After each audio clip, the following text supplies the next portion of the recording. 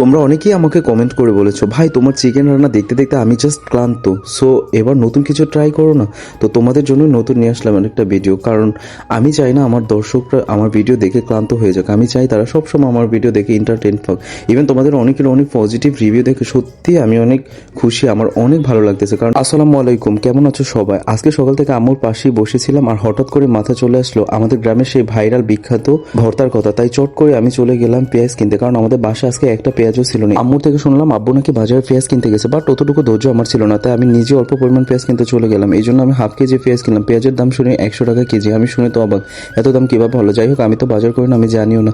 এদিকে বাসায় চলে আসলাম, এসে দেখি যে আম্মু একটা তরকারি রান্না করতেছে। তো ভাবলাম ডিমটা আমি তরকারির ভিতরে দিয়ে দিই, তাহলে তাড়াতাড়ি সিদ্ধ হয়ে যাবে। এদিকে চুলা আগুনটা ভালোভাবে জ্বলে উঠলো। এরপর আমি মাটির একটা সুন্দর পাত্র বসিয়ে দিলাম, কারণ এর ভিতরে আমি পেঁয়াজগুলো দিয়ে দেবো এবং পেঁয়াজগুলো খুব সুন্দর করে টেলে নেবো। এই ভর্তাটা আমাদের গ্রামে খুবই স্পেশাল এবং সবাই অনেক অনেক বেশি পছন্দ করে এবং চেটে পুটে খেয়ে ফেলে। এই গরম খোলায় তোমরা পেঁয়াজগুলোকে খুব ভালোভাবে টেলে নেবে। এইভাবে যদি টেলে নাও তাহলে দেখা গেছে এক পর্যায়ে পেঁয়াজগুলো পোড়া পোড়া হয়ে যাবে। এনিওয়ে, দেখতে দেখতে আম্মুর তরকারিটা রান্না হয়ে গেছে। দেখো শীতকালীন তরকারির কালারটা দেখি জাস্ট অবাক হয়ে যাবে। এত সুন্দর একটা ফ্লেভার আসছে। এর ভিতরে আমার ডিমটাও সিদ্ধ হয়ে গেছে। এদিকে আমি আরো ভালো করে পেঁয়াজটা টেলে নিচ্ছি, কারণ পেঁয়াজটা আমাকে পোড়া পোড়া করতে হবে। যদি পোড়া পোড়া না হয় তাহলে ভর্তাটা খুব একটা টেস্ট হবে না। তোমরা এভাবে চাইলে ট্রাই করে দেখতে পারো। যেহেতু আমার পেঁয়াজগুলো খুব সুন্দর করে টালা হয়ে গেছে, এই পর্যায়ে আমি সবগুলো পেঁয়াজ এক এক করে উঠিয়ে ফেলবো। আর আমাকে আজকের এই ভর্তা বানাতে সবচেয়ে বেশি যে সাহায্য করেছে সে হচ্ছে আমার আম্মু।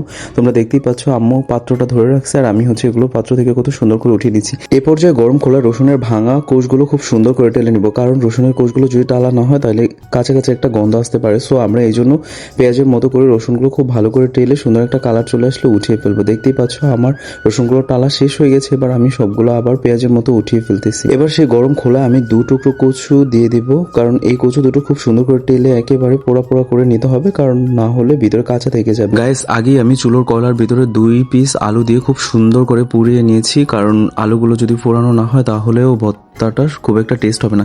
দ্যাটস আমি আলুগুলো খুব সুন্দর করে পুড়িয়ে নিয়েছি। দেখতেই পাচ্ছ আমার আম্মু কত সুন্দর করে পরিষ্কার করছে।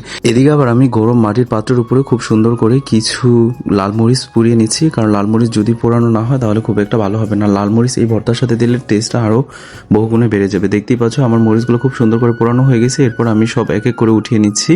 তো এই পর্যায়ে আমার মরিচগুলো উঠানো শেষ।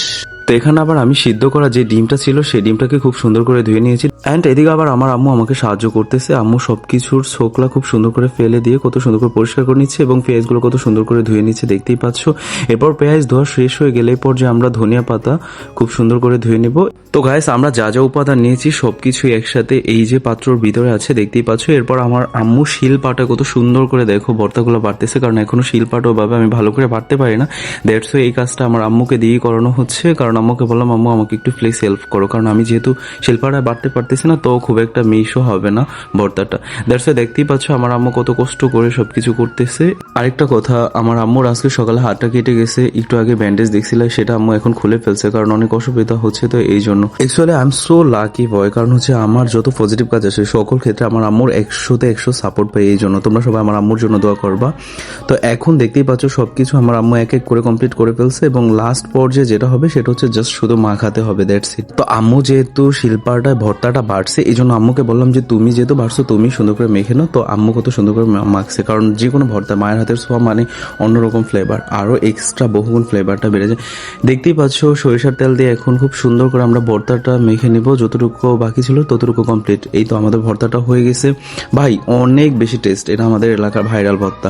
এই যে দেখতেই পাচ্ছ আমি এখন খাচ্ছি, অনেক মজা হয়েছে। তো যাই হোক, তোমরা সবাই আমার ভিডিওগুলো ভালো লাগলে লাইক কমেন্ট শেয়ার এবং ফলো করে আমার পাশে থাকবে এবং আমাকে সাপোর্ট করবে। আল্লাহ হাফেজ।